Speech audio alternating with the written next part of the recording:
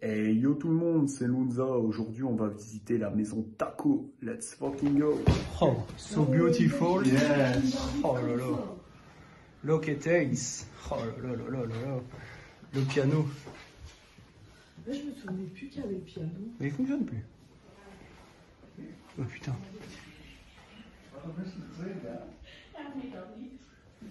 Ça me fait plaisir de croiser des explorateurs urbains d'une autre langue.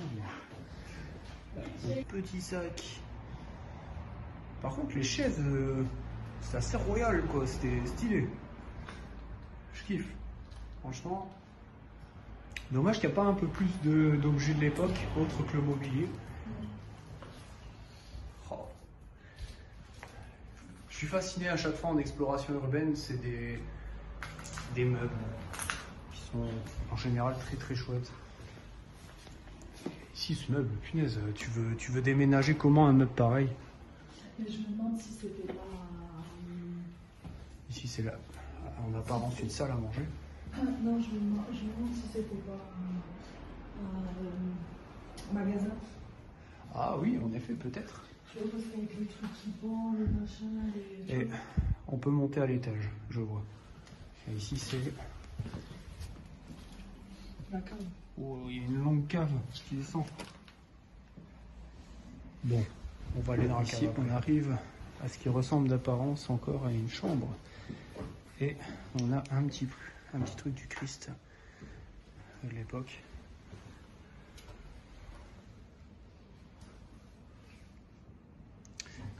« 1912 ». Oh. Le Christ est parmi nous encore dans cette maison Tacos, avec la petite voiture là-bas ancienne des années 60, voire plus vieux que ça même. Ici on a probablement une Bible, je suppose. Ah non. C'était un livre de quelqu'un de l'époque. Elisa Lou. Bref, franchement, stylé. Ici on a du bric-à-brac, hein, parce que le lieu est assez vieux, je vois. Lui, sans aucun doute, doit être abandonné depuis avant les années 2000. Recette. Élise. Encore. Donc il y a bel et bien une Élise qui résidait dans cette maison. Ici, on a encore ce qu'il y avait en apparence à une autre chambre. Avec un petit livre de l'époque encore. L'escalier, il faut les boules quand même. Is safe? Yes, you can walk. Yes? Ok. Urbex. Bon, ici, comme vous pouvez le voir, d'apparence, ça ressemble à un grenier. Il n'y a rien de grandiose. À part peut-être des petits documents en francs de l'époque. De 1861.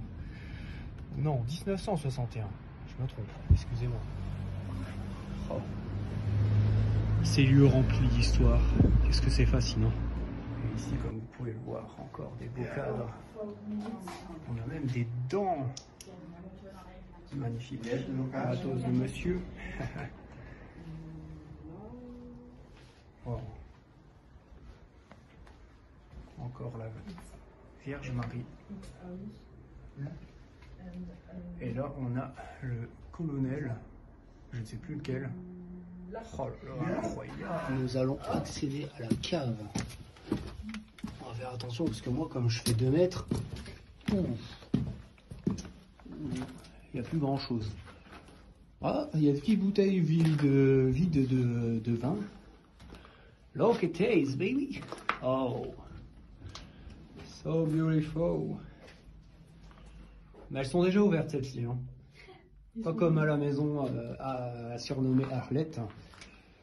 On a encore des vieux verres de l'époque aussi, je vois. Wow. Et voici les amis pourquoi ce lieu s'appelle la maison Tacos. Parce que c'est un vieux tacos qui est dans le garage. Regardez-moi cette plaque de l'époque et tout. Oh. Je vais vous montrer ici, regardez-moi le volant.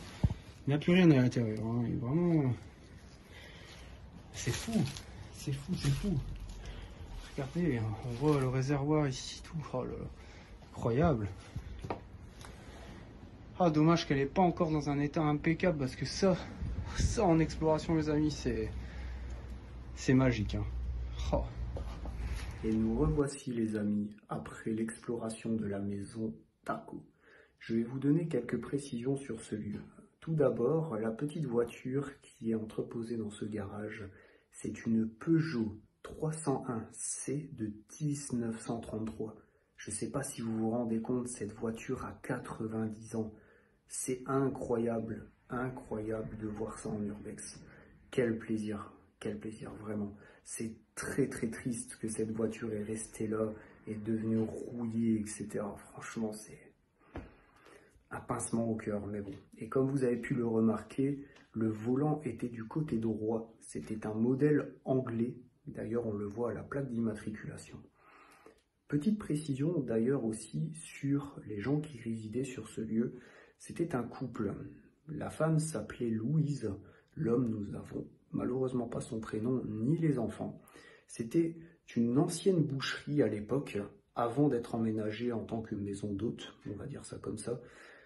Et le monsieur est décédé en 2013. Nous n'avons aucune information sur ce qu'est devenue la dame qui s'appelait Louise, ni les héritiers, les enfants, etc.